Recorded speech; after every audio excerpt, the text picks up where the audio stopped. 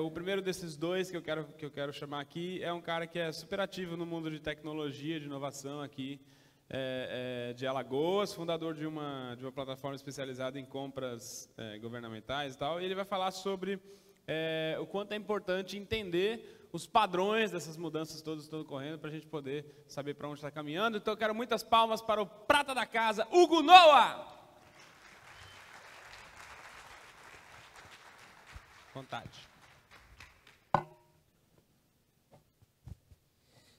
O Bruno chama, eu venho aqui ao palco, vocês batem palmas, fazem silêncio, inicia a apresentação.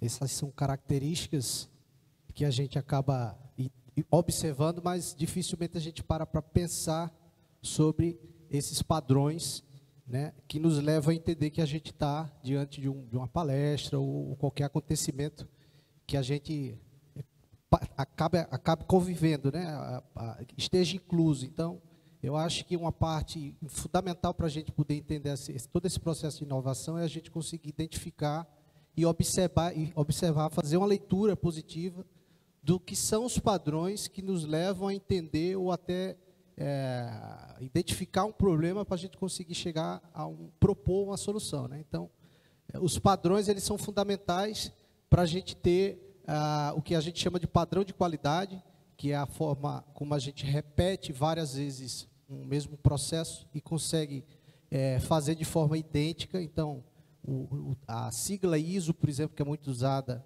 pela instituição que classifica empresas como padrão de qualidade em uma determinada área, como administrativa, ecológica, enfim. Essa sigla vem justamente do latim, que quer dizer igualdade, ISOs, né? Então, é importante a gente fazer esse processo de observação. Eu não sei, nunca sei se é uma vantagem ou um defeito, mas eu tenho essa mania de parar para coisas do cotidiano e focar nisso, tentar observar para ver se eu consigo mapear o padrão. E aí isso me ajuda a pensar em diversas possibilidades, às vezes, de fazer aquilo de forma diferente. Então, é importante a gente sair daquela coisa do senso comum e começar a usar o nosso poder de atenção para poder identificar e observar os padrões que nos definem, né, que nos conduzem.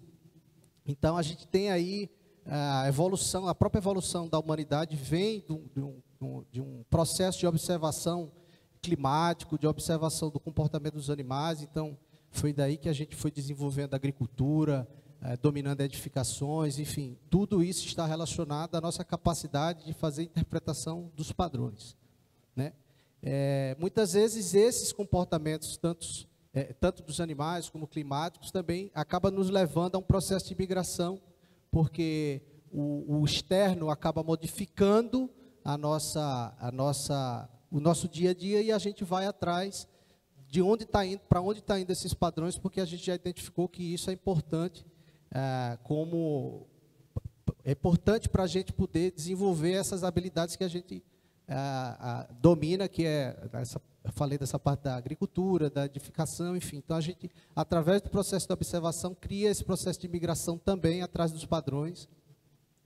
Isso gera uma discriminação. A gente, se fizer uma antecipação aqui para o cotidiano contemporâneo, a gente tem um processo de discriminação, tudo que não é padrão daquele local. Então, a própria migração atrás de ciclos econômicos, como, por exemplo, o pessoal do Nordeste que vai para o Sul, vai para o Sudeste, então, cria uma discriminação. Por quê? Porque a gente acaba entendendo que aquilo não é padrão daquela região. Então, é um processo natural da gente estranhar tudo aquilo que não é padrão. Então, isso vem da inovação também, por isso que a gente tem como exemplo a questão dos táxis, dos Ubers, porque é uma coisa inovadora e que não é padrão. Então, quem está dentro daquele padrão vai estranhar e vai criar um processo de repulsa. Isso é absolutamente natural e gasta muita energia para poder conseguir mudar esse padrão, né? Então, gera esse processo de marginalização, onde a gente tem... Qual é o tempo que eu tenho aí? Onde a gente tem a difícil penetração dentro desse universo que já está padronizado de alguma forma, e isso a gente pode explicar, por exemplo, com a formação das favelas, dos guetos, né, do subúrbio. Então, você tem os centros e na medida que mais pessoas estão fazendo esse processo migratório, elas vão ficando às margens desse centro, e essas margens acabam tendo uma incidência maior, por exemplo, de violência. Então, a gente consegue identificar, através de um mapa até internacional, até mundial, que a gente tem um processo de violência, uma incidência de violência muito maior dentro dessas camadas que estão mais externas, mais fora do centro. Então, é possível entender esse padrão relacionado a esses ambientes. E aí a gente acaba entrando numa preocupação que eu tenho muito, que é quando a gente não identifica bem um padrão, a gente acaba fazendo uma confusão com relação à informação e gerando ruído, né? E a gente, através da geração desse ruído, não consegue identificar o foco de determinados problemas, por exemplo, sociais. Então, a gente cria, por exemplo, um padrão de dizer que a Polícia Militar do Rio de Janeiro aborda mais negros, onde a gente não para entender que, por exemplo, a própria Polícia do Rio de Janeiro tem 70% do efetivo das praças, que são os agentes policiais que estão em campo, representados por negros também. Então, a gente acaba tratando o problema como um padrão por um viés que, na verdade, a gente tem um outro problema, que é a questão justamente que eu falei de imigração, enfim. Então, a antropologia prova, com relação a esses padrões, que a coisa é um pouco diferente do que a gente interpreta. Então, a gente acaba tentando combater um problema, criando um outro problema.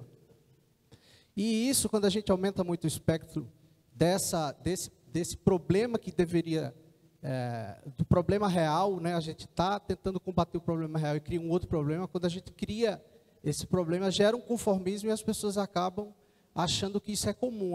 Não sei se vocês já observaram, por exemplo, como que pais de jovens que foram assassinados em algum problema social no Rio de Janeiro, eles falam sobre a morte do filho de uma forma muito natural à imprensa.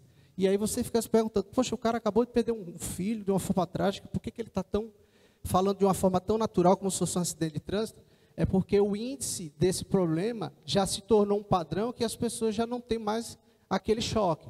Então, é importante fazer a observação correta de qual é o critério da violência para poder a gente entender qual é o problema real. E aí a inovação vem justamente nesse sentido, né? Quando a gente está, por isso que tem aquele jargão muito forte relacionado à inovação, que diz que a gente precisa pensar fora da caixa. Então, nesse sentido de você estar mais distante do problema, é que você tem uma amplitude maior do espectro, e se você tiver um ruído menor, você consegue identificar o foco dos problemas e aí propor uma solução. Então, por isso que há esse jargão de dizer que a gente pensa inovação fora da caixa, né? E assim, para finalizar, um problema que eu vejo muito crônico, e aí a gente tem muita gente de governo aqui, é que eu costumo entender que a inovação esbarra na proteção que o Estado dá às empresas que não sabem inovar. Então, você tem empresas que conseguem identificar uma forma diferente, mudar padrões para melhorar a vida das pessoas, o convívio das pessoas, mas aí, por conta da maioria das empresas que não sabem fazer essa observação correta e fazer essa análise correta e propor uma solução, aí vem o Estado, muitas vezes, para defender essas empresas e aí acaba protegendo demais e aí a inovação não consegue ter uma boa penetração. Então, eu queria deixar essa mensagem e agradecer aí a vocês pela paciência, porque já está tarde, né? Obrigado.